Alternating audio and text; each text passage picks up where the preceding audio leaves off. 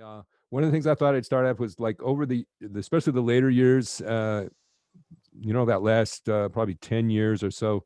Um, at times we would talk about books and things that he was reading and stuff. So a couple of books over the years that he shared with me, I put these in the resource list. This was one, Pablo Casal's Joys and Sorrows. At the point where my wife and I were working on building a house, he was really interested in that and the architecture stuff, and so he recommended this book, The Not So Big House by Sarah Suzanka, yeah. And then one of the most recent ones that we had talked about just a couple of years ago was he was reading, and I still have yet to delve into this, but really gets into a lot of how the brain works in different ways, and it's called Thinking Fast and Slow by Daniel Kahneman. So anyway, those are in the thing. I just thought it'd be good to throw those out there if anybody's interested. I'm still working on it myself. So I'm going to start out actually with a little musical intro, and this is a piece that was on his Street Dreams album. I think Street Dreams 2, which in his bio he mentions this piece by saying, where is it? Oh yeah. West African meets Paris. Here was my response to Salif Keita's West African meets Paris music. The YouTube link says it's for symphony orchestra. Not. It's Bill Frisell, Mark Johnson, Rhodes, a few synths, Vicky Randall on percussion, and some friends on flutes and brass. Mostly overdubs, actually. So anyway, this is the solo from that. So many of you might have seen this, but if you haven't, I think it's a great kind of a good way to start. So we will start with that.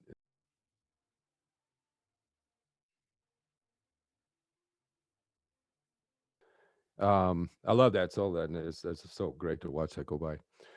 So anyway, I was actually going to kind of get rolling right immediately with an email chain that happened. And to give you a little background on this, I will start with this, sharing this little clip from, I'm not sure if any of you have seen the Jocko documentary. And if you have, you might have actually missed this part because it was during the credits at the end. So I'm going to show that little bit. I think you can still get it on Hulu and a few places, but this was back in 2017 January. I was out in New York with my wife to visit my daughter, and I was up the first night and was finishing that video. I had already started it, but I hadn't finished it, and then I saw this. So this is kind of where this whole little email chain kind of started from.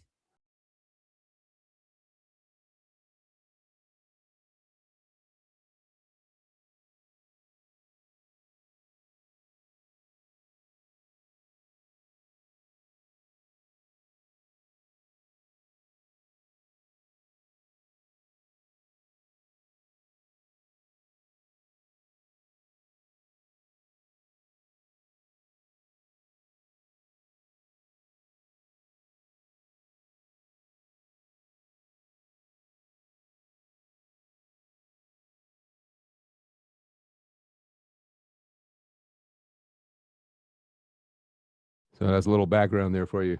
Um, so part of the background is that I was watching this, and of course, I had thought about Lyle. And the next day, we got up and we went to see an exhibit at the Whitney Museum. And at that exhibit, these were some of the paintings that I was especially attracted to. It really reminded me of Lyle's architectural outlook compositionally. And so after going to the kind of monumental stuff, so a few of you might have heard this, but most of you have not. So anyway, this was January 2017. My email to Lyle: Happy New Year, Lyle. Just finishing a fun and very cold long weekend in NYC. Was especially thinking of you as we just visited the wonderful retrospective of artist Carmen Herrera at the Whitney Museum. Especially moved by the architectural elements. Then later the same night, I happened to be watching the last part of the Jocko bio movie, only to enjoy such a wonderful moment during the last part of the film. You and Jocko juggling in duo. Such a nice way to end the film after the many tragedies that began to happen in his final year. I hope your immersion into software creation and composition world is growing by the day. I will try to make a visit to LA sometime this spring to see my son and his wife. Would love to meet and talk more. Uh, and as always, best wishes for the new year. Response. Hey, Joe.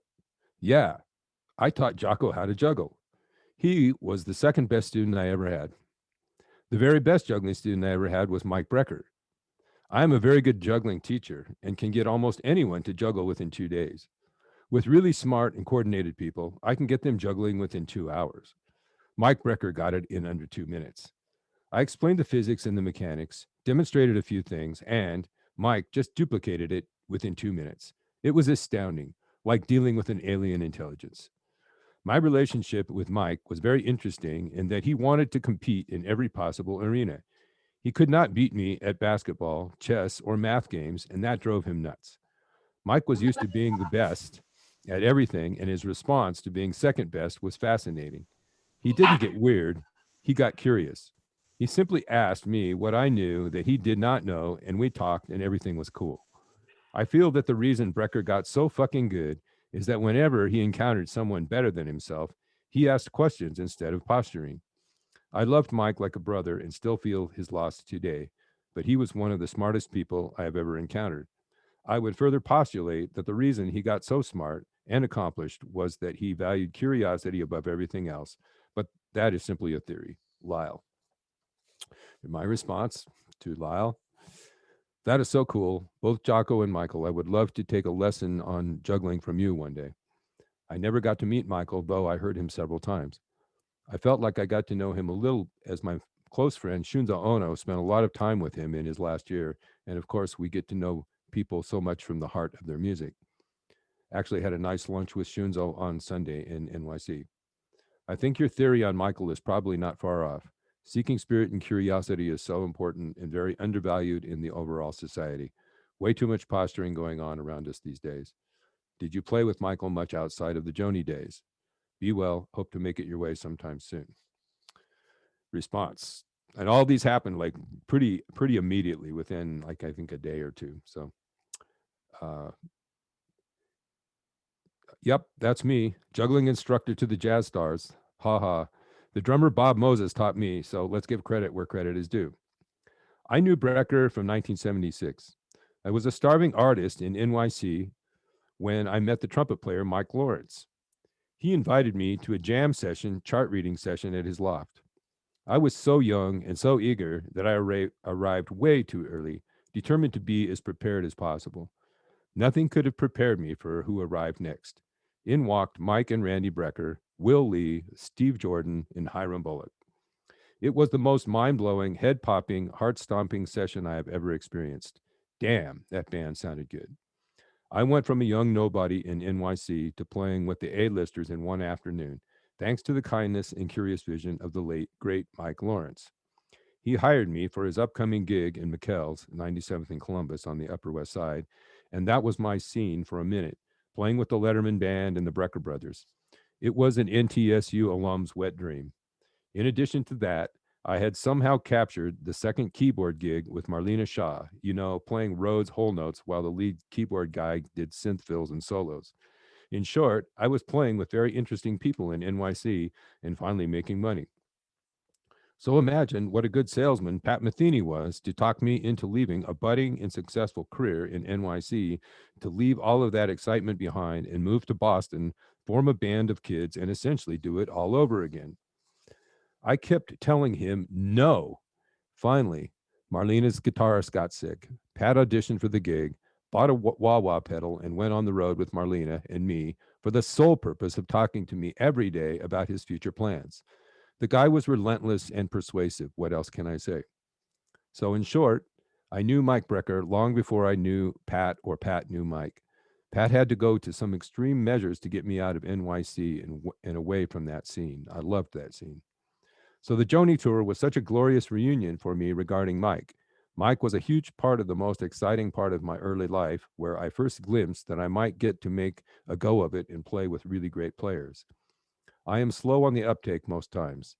It took me years to realize that Pat and Jocko both agreed that I was the obvious, quote, sub when Herbie canceled on the Joni tour. As a young keyboard player, being called when Herbie can't make it doesn't even make sense. Imagine a phone call where somebody says, Coltrane can't make it, can you do the gig? Now I forget why I'm even typing. Anyway, Mike Brecker was fascinating to me because he was such a sweet and earnest soul. He was so fucking smart, but he didn't act like a smartass ever. He was so smart that he realized that he didn't know everything, and I think that is what I loved about him the most. He taught me that smart people are smart because they stay humble and never stop learning. I will always miss his wisdom. Peace and love, Lyle. And my response: thanks, Lyle, for the great history update. Many things to jog my memory as well. I knew about you meeting Pat on the Marlena gig, but didn't have all the history right before that. Yes, and Mike Lawrence, I remember hearing him one time in some club in New York. I believe it was my first ever trip to New York, which I took at Christmas of '73.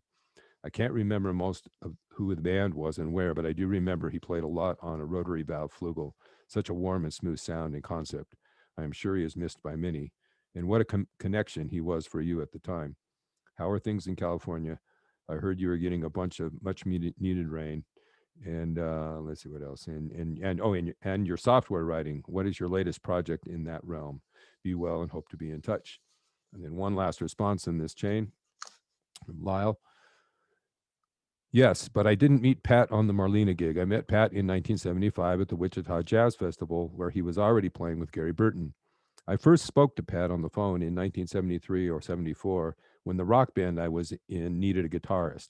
I first heard about Pat in 1971 when Dan Hurley, an instructor at the Shell Lake Stage Band Camp, pulled me aside one day and said something to the effect of, you know, there's another guy who can play over any changes at any speed like you can, and you should know about him. So Dan Hurley gave me Pat's phone number years before we met. Dan Hurley inadvertently created the Pat Metheny group by strongly suggesting that we each should contact each other. Again, the theme is giving credit where credit is due. The first time Pat and I actually met, we wrote a piece together, which eventually became It's For You. We wrote that theme in a rehearsal room in Wichita, Kansas. We were kids, but it is interesting that we just started co-composing from the outset. I don't claim to understand it, but I can tell you what actually happened. Cheers, Lyle. So there's the famous email chain. Hope you guys enjoyed that that little slice into Lyle's career in life. That's a pretty daunting one. I'm actually I'm have been in touch at least in one email so far with Joseph Vella that's done the Lyle Mays site, and so I'm gonna share with him. You know, maybe we'll get to put it up on that site. It'd be cool to put it amongst all that other amazing stuff which is up there. So musically, we're going to move on to a little thing I put together on one of my favorite compositions of his is the piece called Slink, and so starting with a quote from Lyle. There's this book by Gil Goldstein. If you haven't seen it, it's awesome. Jazz Composer Companion. I listed it in the resources. In there, Lyle does talk about composition. It's on the online addendum to the book. Maybe in the future editions of the book, it'll be printed, but you can grab it online from the book codes and stuff. At the end of his talking about composition in general and his whole concept of using counterpoint and different elements, he says the tune Slink illustrates some of these ideas. It was composed in a very contrapuntal style, 3 melodic lines that fit together to provide all the rhythmic and harmonic motion. You can find within the first 5 notes of the lower part a relationship that repeats in a transformed way, an ascending fifth and an approach note to another ascending fifth. The approach note makes all the difference in the world. I hesitate to talk about that one note in terms of such lofty ideas such as inspiration. It's a transformation of the opening ascending fifth. But there's a lot that goes into that. Instead of just repeating an idea literally, what causes the improviser or composer to repeat this idea up a major third and use an approach note, even in this small microcosmic example, is the importance of the poetic transformation. So what I'm going to share first, there's a really interesting theoretician guy. If you haven't encountered him online before, his name is Dr. Guy Shkolnik. He's from Israel, and he does some really amazing theory breakdowns of different things, and a bunch of Pat Metheny stuff, and including 2 videos that he has on Slink. So I'm going to play mostly one of those videos, which I think is really cool, and then we're going to actually get an excerpt and a transcription of the 2 of the counterpoint lines to watch here. In this video, I'm going to go deep into the second part of Slink by Lyle Mays, which is for me one of the most unique compositions in the history of jazz.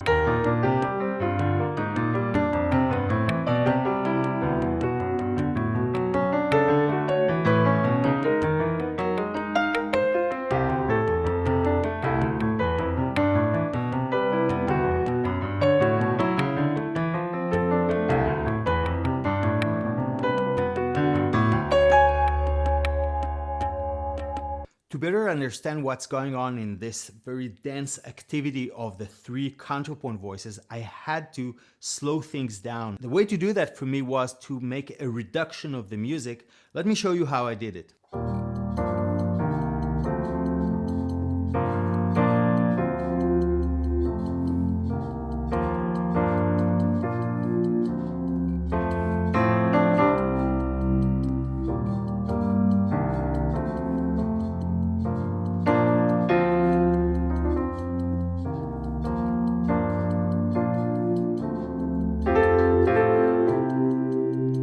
The distinct harmonic color of Slink is the result of the interval of fifth going up in thirds. So the harmony of the first part is made out of the notes of these 7 fifths. 1, 2, 3, 4, 5, 6, 7. So if we lay them out in the form of a scale, we would have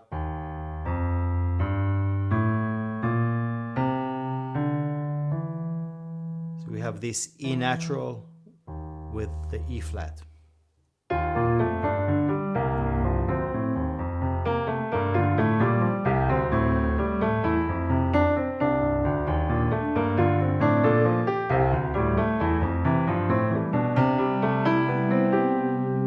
The great thing about the reduction is that it allows us to really notice the rhythmic mastery of Lyle Mays, to see how beautifully and how creatively these 4 segments are laid out across the first 8 bars of Slink. Let's look at the last 4 bars. 1, 2, 3, 4. 1, 2, 3, 4. 1, 2, 3, 4. 1, 2, 3, 4. 1, 2, 3, 4 again. 1, 2, 3, 4. 1, 2, 3, 4. 1, 2, 3, 4. 1, 2, 3, 4. In the second part, the music is exceeding the limits of the initial 8 notes. We do start from E flat again, but look at these 2 ascending waves.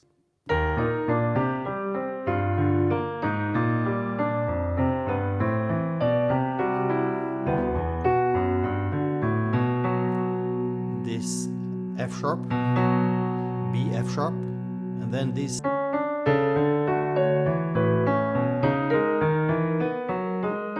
And this wave ends on this G sharp. And now from this point, this G sharp is becoming kind of an A flat. On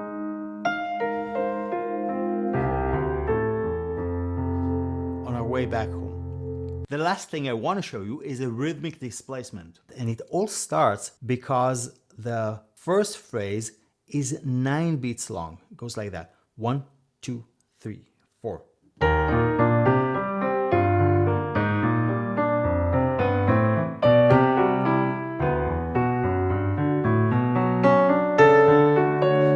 For example, this sounds like and 1, but it's actually 1 and 2. The irregular accent on the 2 on the second beat of the bar. So if you like this video, don't forget to give it a thumbs up. If you want to watch more videos like this one, you can subscribe to the channel, and I'll be seeing you in the next one. Bye.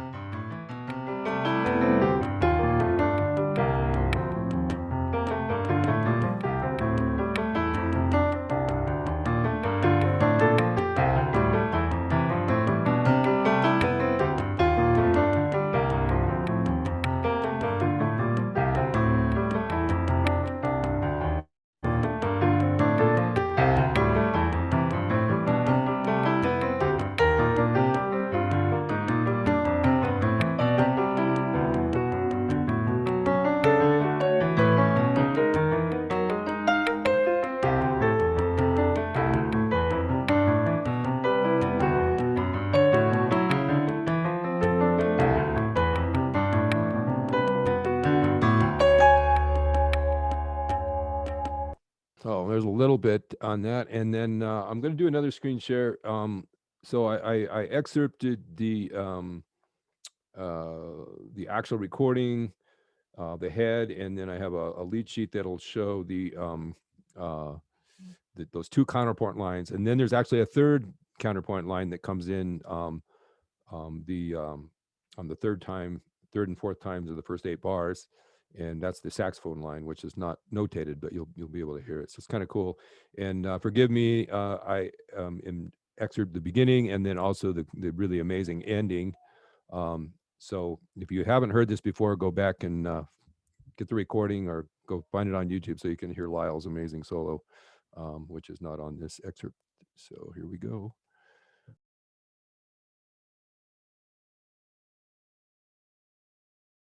So there you go. A little bit on Slink.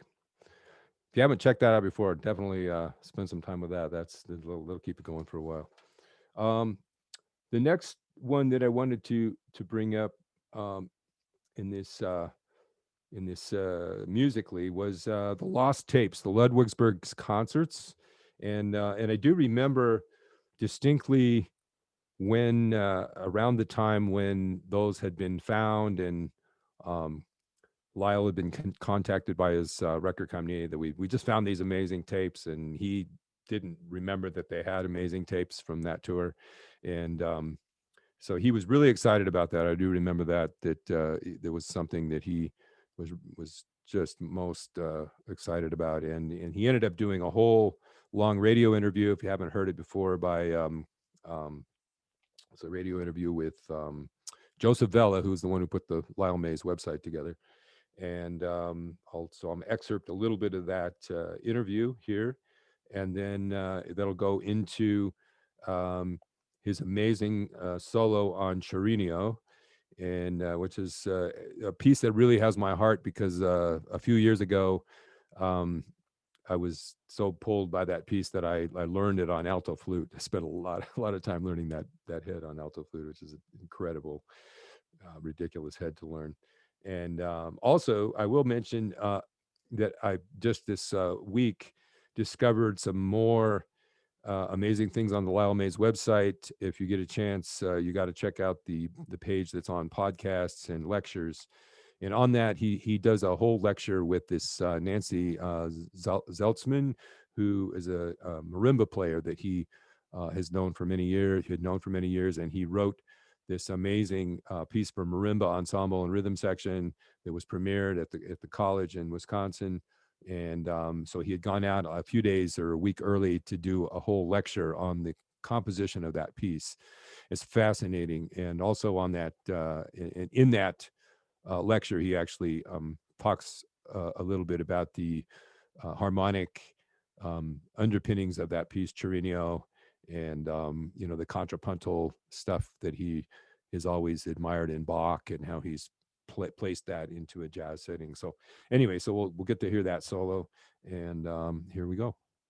But anyway, I didn't remember that this evening was recorded. So when the record company called me up, I was shocked to find that there was the mythical lost tapes in their possession, and that they wanted to release it as a 2 CD set and also digitally. I was a little ambivalent, because my memory of live concerts or board tapes are that there's always something you wish you could have done over, always something where not everyone in the band was having a good night.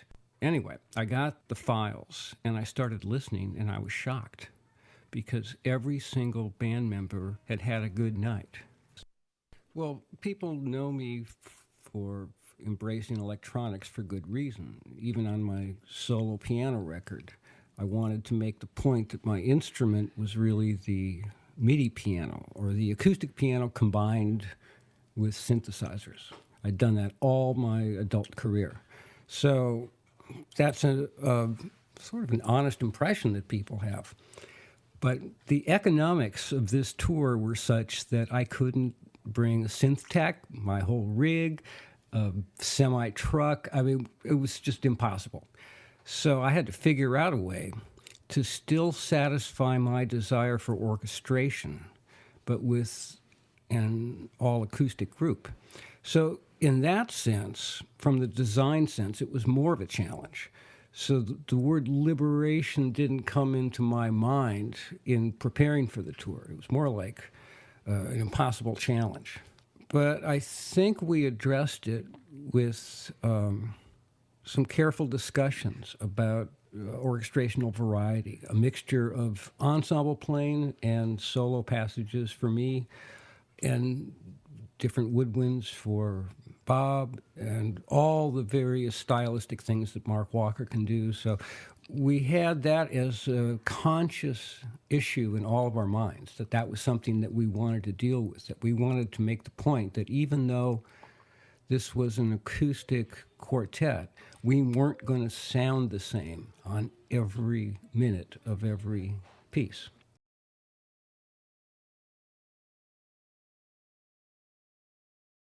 There's a little bit of Chirino. So I'm just going to actually do a couple of quick mentions, and then I thought we'd open it up to question, answer, comments, or you want to unmute your mic and say hi to somebody or whatever. It'd be kind of cool to do a little of that too tonight. But a couple quick mentions. Let me pull this back up really quick. Just a couple of another person that has been doing some really amazing stuff on Lyle Mays is this piano player Ryan Slatko out in New York City. And I've actually been on the phone a couple times with Ryan, and he's sent me a couple amazing solo transcriptions and his whole score transcription that he did on Lyle's piece, Episode d'Azur, which he covers in, I think, number 2, Lyle Mays, the composer. And then he transcribes some solos in the third one. That one just came out a few weeks ago. So anyway, if you're interested in really checking out some more things about, Lyle's composing, and and he kind of does some comparisons with, the Metheny music and kind of what things he speculates Pat contributed and Lyle contributed, and some of that might be speculation, but it's very interesting. Some really great stuff. He did really great job on those videos, so check those out. And then I also wanted to mention about Lyle's amazing niece, Aubrey Johnson, and her new album that just came out, which is compositionally just incredible. She is a fairly recent graduate from composition graduate from New England Conservatory. Turns out that Collins played with her for several years and had never really known that she had the connection with Lyle until right about the time that he passed away. So anyway, but her music is wonderful. Check it out. You can go on YouTube and or you can pick up her CD, which is just amazing. And I, and that's, for me, in those last that period of time where we were, emails and doing several calls a year, mostly from around I think around 2007 through maybe 2019. He would always talk to me about her, and he had been, working with her, and in the end, he ended up funding her album, and she was able to get a finalized copy to him shortly before he passed away. So check those out when you get a chance. And if anybody would like to unmute and make any comment or question or shout out to somebody, please go for it. Let's open this up a little bit. Sure, I'll say something. I had the opportunity to work with Aubrey at the Brevard Summer Jazz Institute a couple years ago. I think the summer after I had started college, and I didn't know about the connection either. So that's pretty interesting. But I think overall the thing that has impacted me the most through both the sessions is just your continued relationship with Lyle. Like, I can't think of, at least for my sake, and I know I haven't lived that long, but like, I guess I've learned the importance of keeping in touch with people. You never know what kind of things they'll get up to, and I think that that's really cool that you saved all this. So it's definitely motivated me to continue trying to do that for the future. Thanks, Andrew.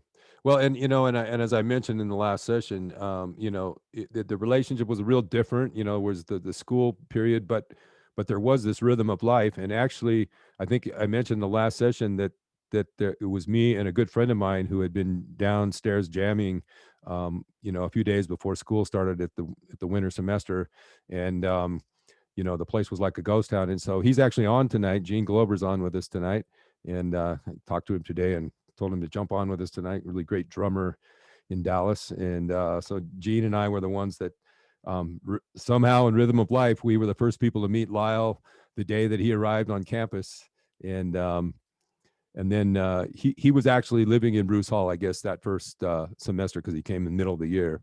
And then I actually heard another story from Pat Coyle the other day that Pat had heard about Lyle, and so and Pat was in the 1 o'clock band at that point, and so he was like really kind of like scared to there was this person and so he was in the lunch line and looked around, and here was Lyle, like right in the line next to him.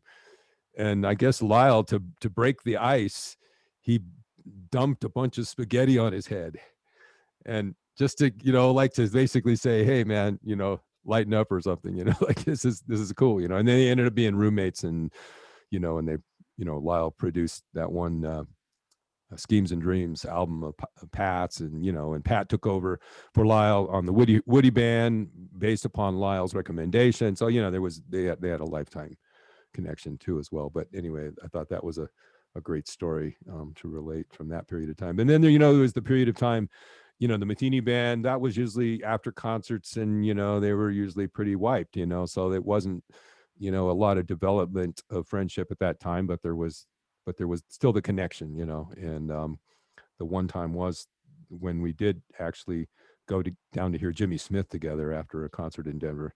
And then also I think like that very last once again, Rhythm of Life, I was not planning it. I just ended up that I was in Toronto with my youngest one that was doing an improv class, and I drove to Montreal, and there was the last performance of The Way Up that ever happened. And I saw Lyle at the sound check, after the sound check, and he's like, this is historic, man.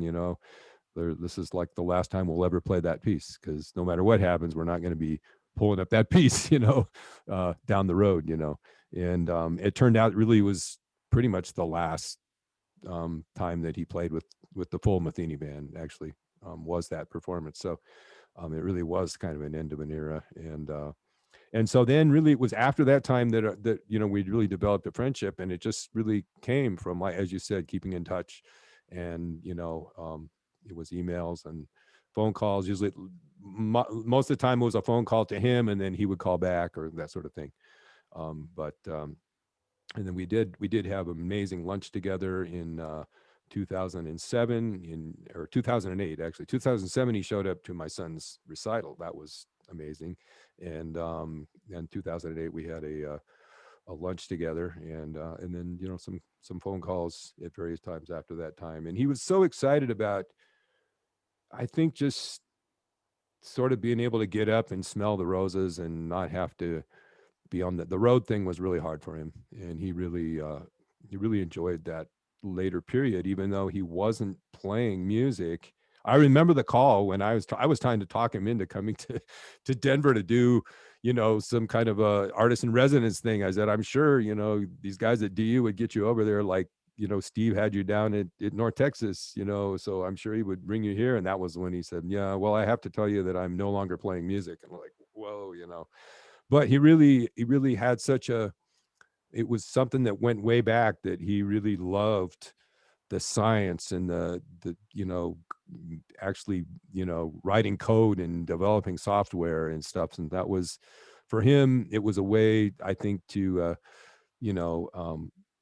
really not be tied down by the music industry. And he did mention in some interviews, you'll probably hear too, that in some ways, though, he did have a certain bitterness to the music industry, feeling like they kind of left him behind in a way.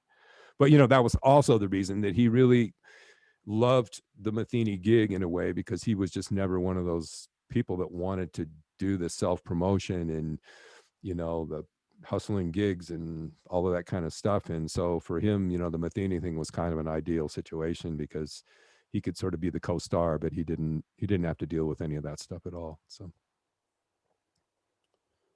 Joe, a couple of things that I remember about those kind of early days that are a little different than yours. So I'm not Please. sure how Oh, awesome. 45 years Right. changes, but we had that little combo that played in the basement of Bruce Hall, Right.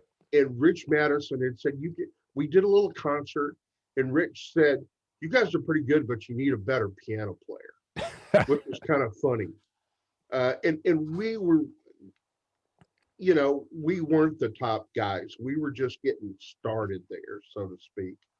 But he said, I got this kid coming and you should check him out. And my memory is that Rich called you and said, start looking for a guy with long hair that's practicing. No, I'm going to correct you on that. So, Gene, what happened was, I mean, I know you remember the night that, it was the break and the place was like a ghost town. There was nobody around. I Right. called you, you were around, and you had your drum set down there. So I came over, I think I brought my tenor, and we went and played some tunes. And then we were walking out and we noticed in the laundry room that they had installed these 3 Wenger booths during break that hadn't been there before. And we hear this amazing piano coming out of this booth, and we're standing there going like, who the hell is this person? And we listened for probably 10 minutes, and then he just stopped it just abruptly and got up and walked out and introduced himself. We had that combo was set up already in that room, I believe. Right. And I think what I remember is that we said, well, we have this combo and everybody's going to be back tomorrow. Would you like to come play a jam session? And he said, of course. And he pulled up the next day in that Wisconsin fishing camper. And I remember carrying the 2 parts of the Fender Rhodes down the stairs. And I think there was maybe for 2 nights we played, could have been 3, but it was definitely was 2.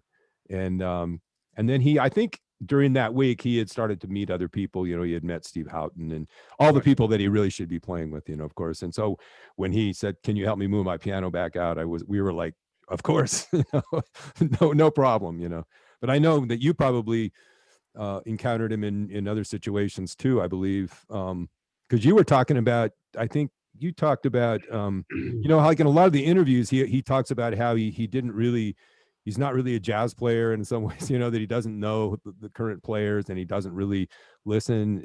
I know in some of the interviews that I listened to on his site, he said he never ever worked out like licks, put things in every key, any of that kind of stuff. He's just was never doing that kind of thing.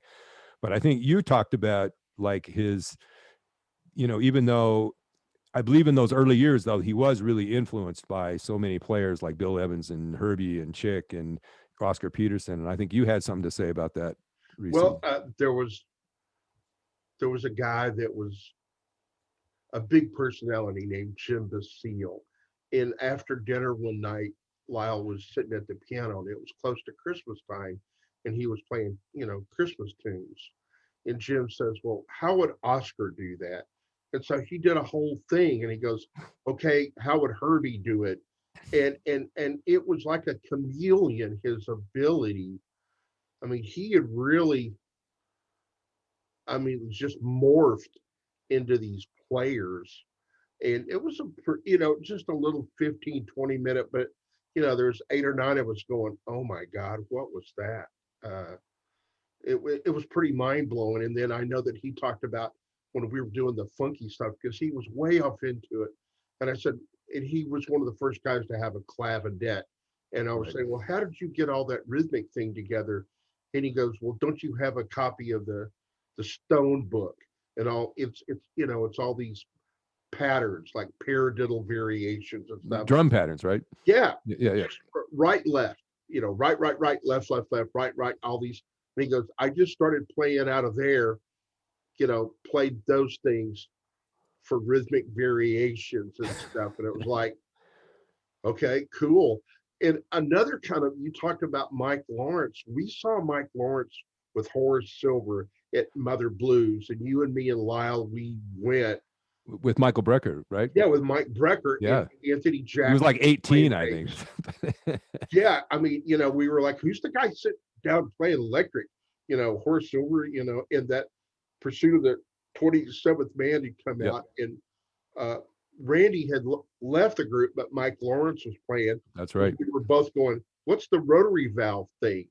Yeah. But, you know, Michael, we were sitting about 15 feet in front of, and of course, Lyle was talking about it and pretty blown away. We were all, you know, it was a magical night, but to hear him talking about it, but just little things, you know, talking about Lyle, talking about Brecker's competitiveness.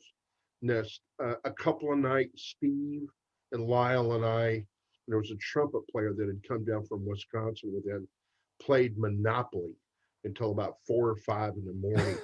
And it got very intense for a Monopoly game. And Lyle was super competitive. Well, Bob and Steve dropped out. And they were like, guys, we got to get the rack. And finally, I won somehow. And Lyle, I mean, was so angry and was screaming and yelling. And it's like, dude, it's a game. But, you know, but he was competitive. And don't ever think that him wanting to succeed was just, he wanted it bad. And you can see him doing little things to maneuver himself into playing with the best players. Yeah, there's a great quote that's on the website, where he's talking about the solo that the sort of cadenza solo that he does on that Ole piece that's on the Ludwigsburg Concerts album. And here's what he says: "What you are hearing in Ole is my assimilation of hundreds of years of addressing the instrument. I understand all the composers who have come before me, and I give props to all of them. I stand on the shoulders of giants, I know, but I can improvise this shit, and this recording proves it. I am a kind of freak who can conjure Brahms, Debussy, or Bartok at will. I am not apologizing for that, Lyle." That quote is great. Well, I have no doubt that he spent thousands of hours in the practice room. And he may not have worked patterns and all like that. Oh, yeah. But, and he was also, you know, at that time, very, very into Stevie Wonder, Donny Hathaway, and those kind of players. And he was, I remember specifically some of the chord changes that both of those guys were exploring, especially Donny Hathaway's, Right. some of his things that he was doing. You know, everybody always talks about Donny as a singer, but he was a really good piano player, and you know, in some of the churchy kind of compound chords that he was using and things, I think caught Lyle's sophisticated ear and go, these guys are doing something a little off the beaten path. Mm-hmm. And right. I remember one time there was a Andrew Hill record that I took over there, and there was a chord change sequence that really caught my ear, and I couldn't quite figure it out. And he locked into it and spent like 20 minutes, and he couldn't quite figure it out just instantaneously. And it kind of drove me nuts, because usually he could do that stuff just bam. And we were in a jam session. Everything stopped because I have to find that. And so his ability to focus, I think, was really incredible when he locked in on a new thing. Let's see, Colin, do you have anything to say? I know you played with Aubrey a while, right? Yeah, his news. Yeah, it's crazy. I mean, as I was saying to you, for years, you know, she's just very humble. She never mentioned it, and it was only until right before Lyle died that she was like, "Oh, that's my uncle," and I was like, "Oh." You know, it's just amazing that listening back and kind of reflecting on the music that I've made with her, like how inspired and influenced she was by Lyle, and how that you can hear that in her music. And yeah, that's just awesome. This is great, and I'm learning so much just listening to all of you guys and all these stories. This is amazing, and yeah, and you know this recent radio blog interview that Rob Mullins did with her, because he was trying to get her. Well, he helped her get her stuff submitted for Grammy nomination, which she didn't get, unfortunately. But he was kind of helping her with that. So anyway, he did this radio interview, and he was asking her, so what was it like growing up with Uncle Lyle, and and also about the fact that he was so into architecture that he actually designed his sister's house, Aubrey's mother's, the house that Aubrey grew up in. He actually did all the architectural plans for that house.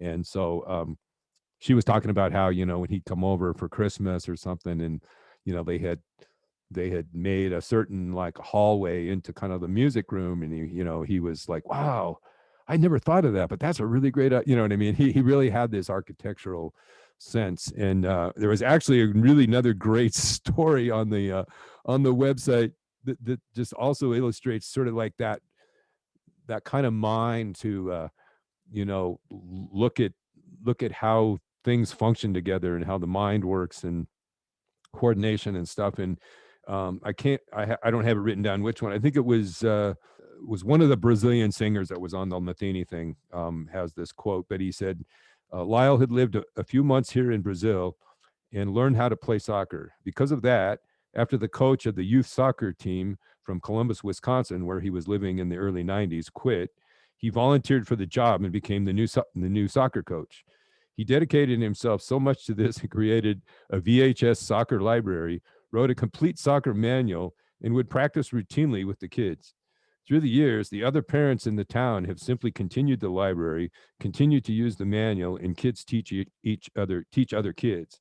And because Columbus was winning every year, some other communities were petitioning to get Columbus ejected from the league, as the other teams would not have a chance. Lyle was the one responsible for teaching the Brazilian style of soccer playing in that city, which is being passed on and on. That one's a good one. Kenwood, are you on? He's there.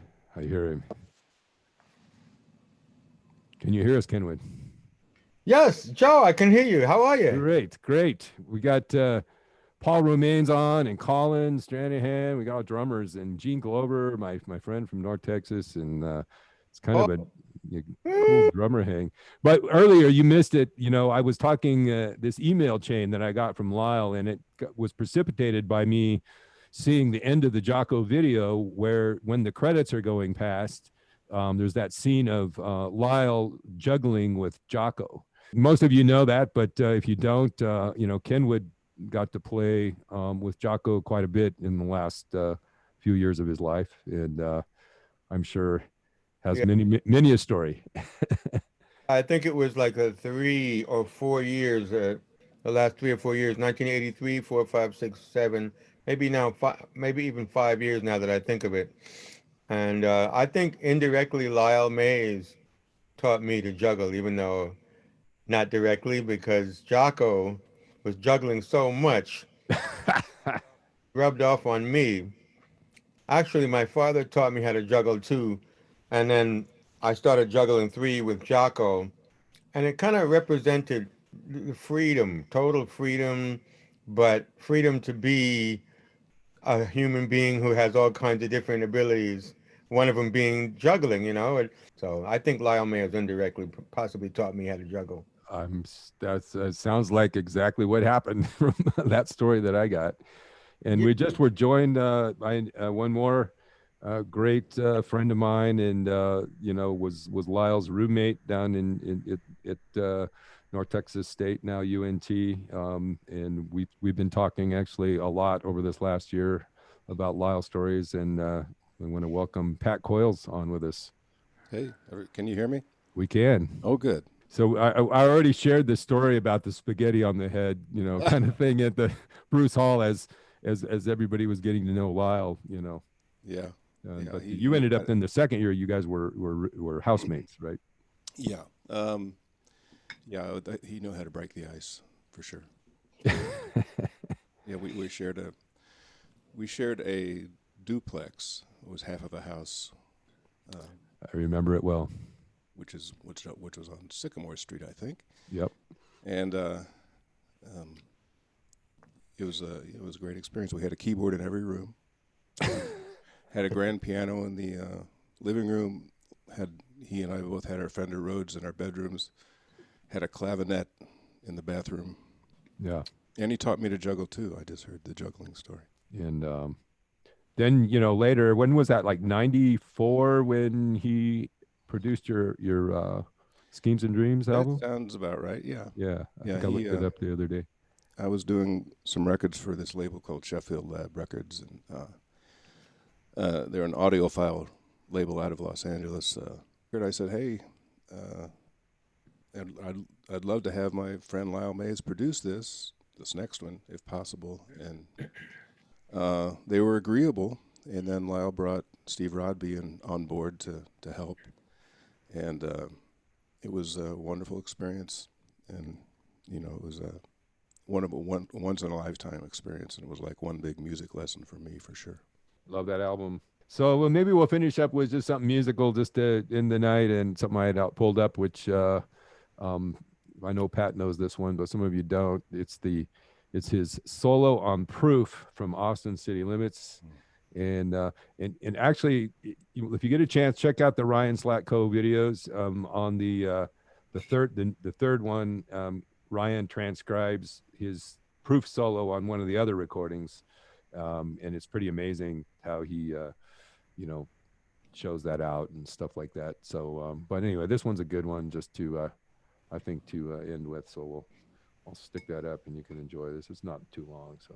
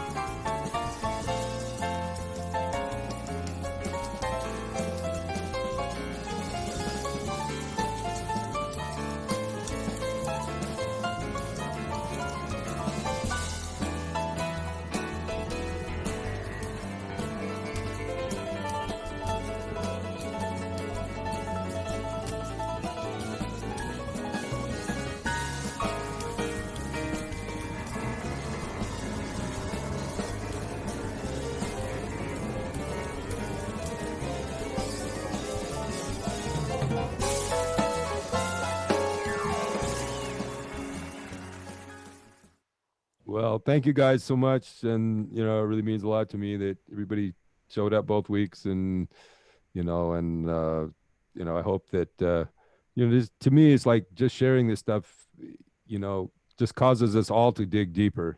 And, what I've definitely picked up in the last couple of weeks looking at Lyle's new website is like, there's a lot to dig. And